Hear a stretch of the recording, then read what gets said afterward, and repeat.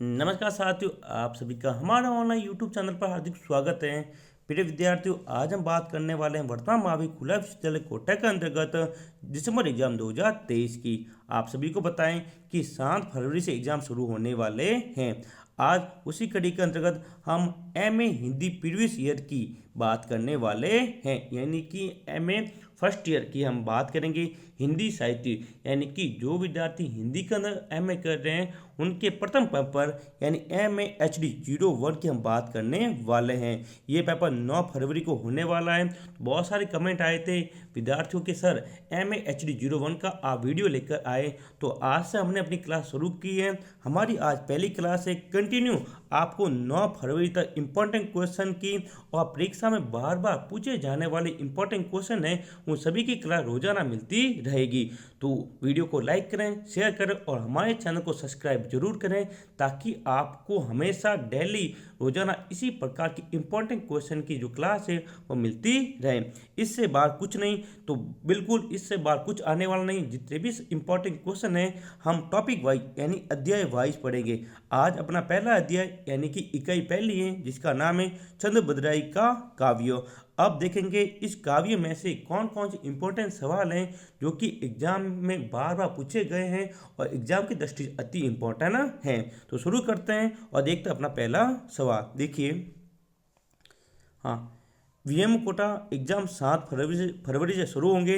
MA Hindi साहित्य code है MAHD 01। Important question, इकाई का नाम है चंद बदराई का काव्य। पहला सवाल, पृथ्वीराज रासों में वर्णित कहीं दो कथानक रूटियों का नाम उल्लिखित कीजिए। एंड रूटियों का नाम लिखना है। ये दिसंबर 2019 और जून 2018 का अंदर पूछा गया था। उत्तर, पृथ्वीराज रासों में वर्णित दो कथानक रूढ़ियाँ हैं। पहली है सपने में प्रिय मूर्ति का दर्शन। किसका? सपने में प्रिय मूर्ति का दर्शन। तथा दूसरी एक कहानी सुनने वाला छुआ। कौन सी? कहानी सुनने वाला छुआ। ये दो रूढ़ियाँ इसमें दी गई हैं। ठीक है। अगला सवाल, रासो किसे कहते हैं स्पष्ट कीजिए। ये दिसंबर 2017 का सवाल है और इम्पोर्टेंट कर लो। इस इकाई में से यदि सवाल पूछा गया है तो ये सवाल बहुत इंपॉर्टेंट है जो कि आपसे पूछा जा सकता है। रासो किसे कहते हैं, इसकी परिभाषा देखिए। रासो शब्द की उत्पत्ति के संबंध में विद्वानों में मतभेद है। डॉक्टर नरोत्तम स्वामी ने रासो शब्द की उत्पत्ति राजस्थानी भाषा के रसिक शब्द से मानी है जिसका अर्थ है कथा काव्य। उनके अनुसार रसिक से रासक तथा उससे रासो हुआ है। आचार्य शुक्ल ने रासो शब्द का संबंध रसायन से जोड़ दिया।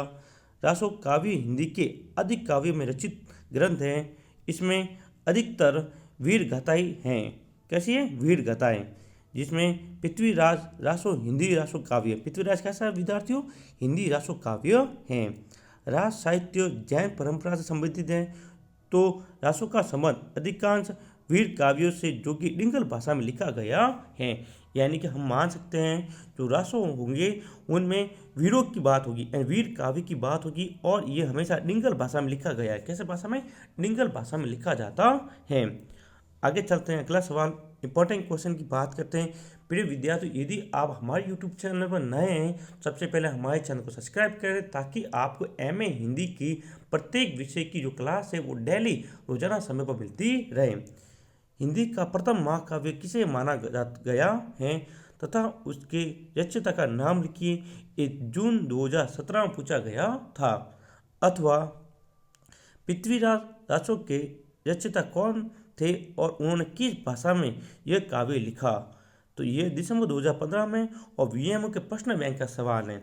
उत्तर देखिए, हिंदी भाषा का प्रथम महाकाव्य पृथ्वीराज रासो को माना गया है। किसको माना गया विद्यार्थियों?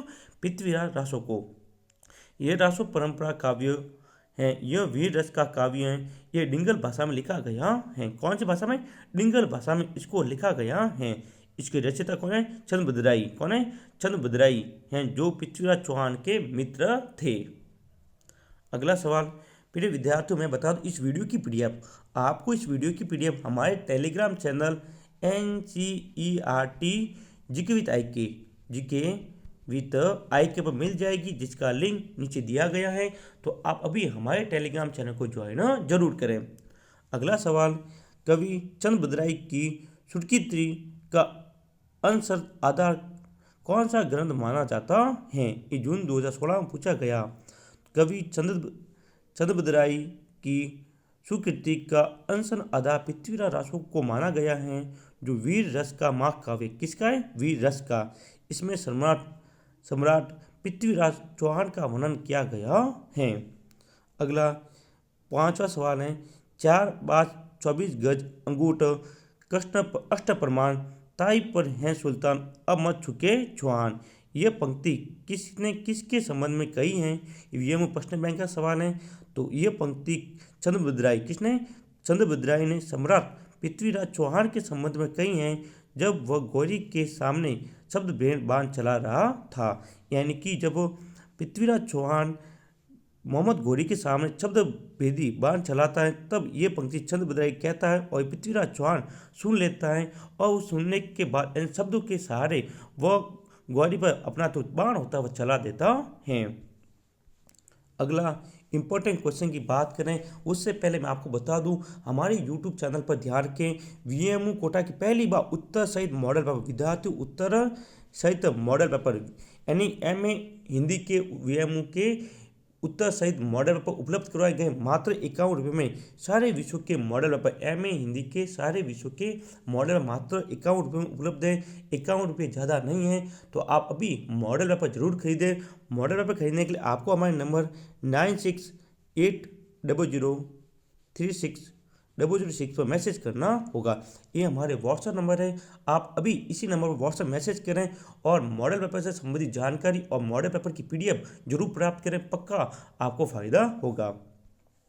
निम्न पद्यांश की 100% व्याख्या कीजिए। इंपॉर्टेंट करो, वेरी वेरी इंपॉर्टेंट ये, क्योंकि ये जून 2016, दिसंबर 2017, दिसंबर 2019 और वीएमओ के प्रश्न बैंक का सवाल है। ठीक है ना, पद्यांश आपके सामने, आप इसको पढ़ सकते हैं, इसका स्क्रीनशॉट भी ले सकते हैं। पीडीएफ आपको हमारे टेलीग्राम में मिलेगी, लिंक नीचे दिया गया है। ठीक है, अगला सवाल देखते हैं, इंपॉर्टेंट क्वेश्चन। चैनल को सब्सक्राइब जरूर करें यदि अभी तक आपने नहीं किया हो तो। दूसरा सवाल है, पृथ्वीराज रासो की प्रामाणिकता व अप्रामाणिकता पर विचार कीजिए। ये 500 शब्द जून 2017 में पूछा गया था, यानी कि 14 नंबर में, कितना अंक में? 14 नंबर में पूछा गया सवाल है।